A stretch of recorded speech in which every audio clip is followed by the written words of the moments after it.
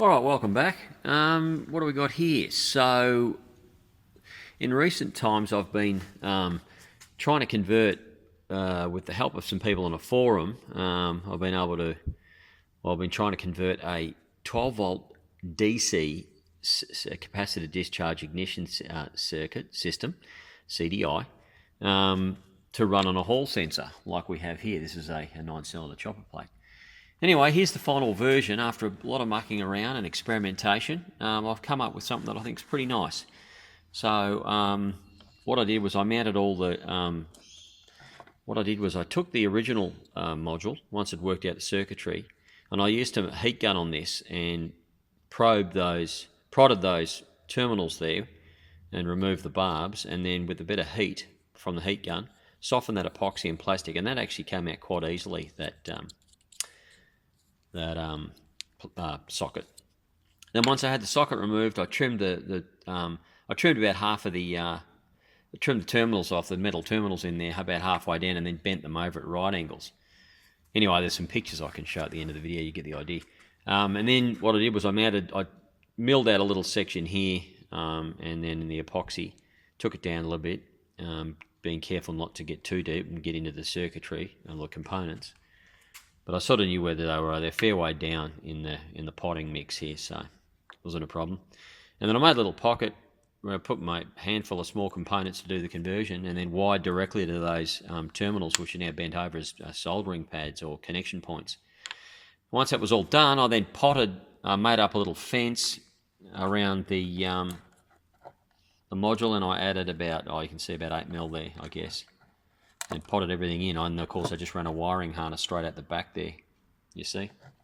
Anyway, that's worked out really well, and it still fits the rubber boot that sits in.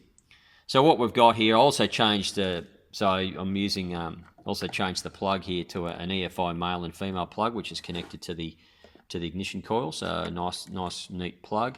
Changed the boot to a female type boot that clips onto a regular type, top of a spark plug with a nut on the top of the spark plug.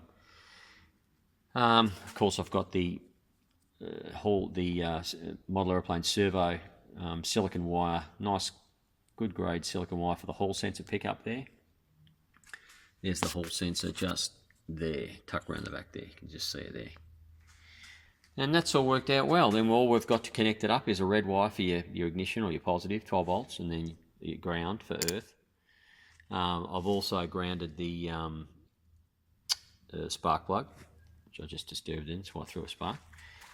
And that's it. Just plug in the hall sensor, power, earth. The extra wire, this one here is a blue wire. That's for your tachometer output, and you can also earth it to like a P lead or a kill to ground or a kill switch if you're using it like a magneto replacement. Otherwise, you could just leave that off, use it for the tacho, and you could just switch the power on and off if you've got a powered ignition. But if you've got a powered ignition and you want to use like as I said, a kill switch, you could just earth that out. I'll show that in the end. The white wire I've got here is my kill ground, just an earth, and I've got my tachometer set up here. I've got a nice 4000 electronic RPM tachometer, and that was really easy to dial in. That was easy, and it's just picking up the signal from the trigger input here. Anyway, and then what I did is after it was potted out, I cleaned it up a bit, made a nice sticker, and finished the job off. That's it. Anyway, let's see if it works. So start off with a low RPM, so 780. Of course, this has been dialed in for 9 interruptions, 9 cylinders. And so this will be spinning at half engine speed. So whatever I'm doing here, whatever RPM I'm doing here, which is going to be 780, it's going to be double on here, and that works out about right. So we'll fire it up, and let's see if she sparks.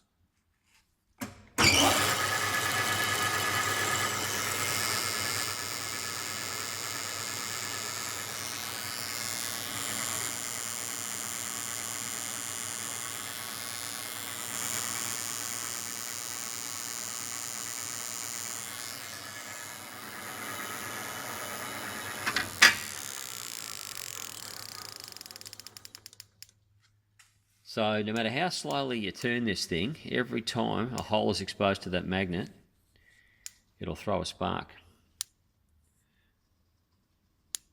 There you go. So that was 780 times 2. What are we looking at there? About 1560, somewhere there. So let's go the next speed up.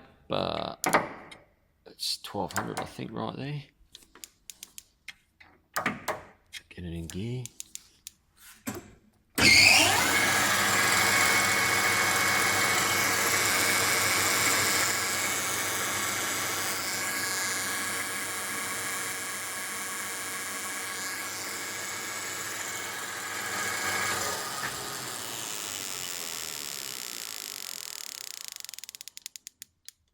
So that was running at 1250, so that's 2500, and the tacho was pretty much spot on 2500. There is a fine tune button on the back of the tachometer, so you can just dial it in, but it's pretty close as it is, maybe 5-10 RPM out, but it's pretty close.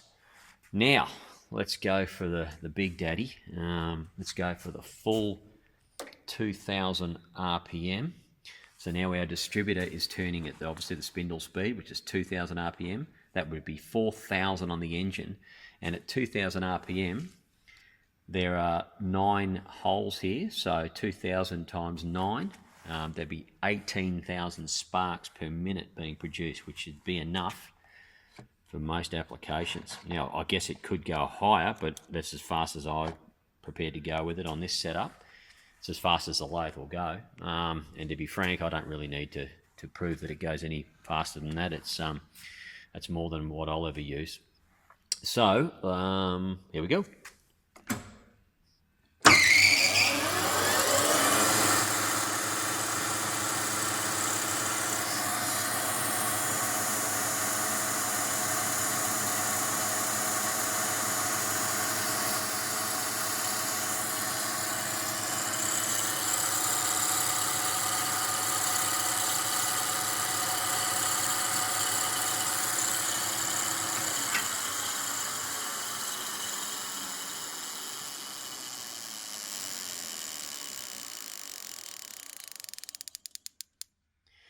Well, I don't think I could do much better than that. So obviously, reliability, longevity, these sorts of things, they're yet to be proven because it comes with time.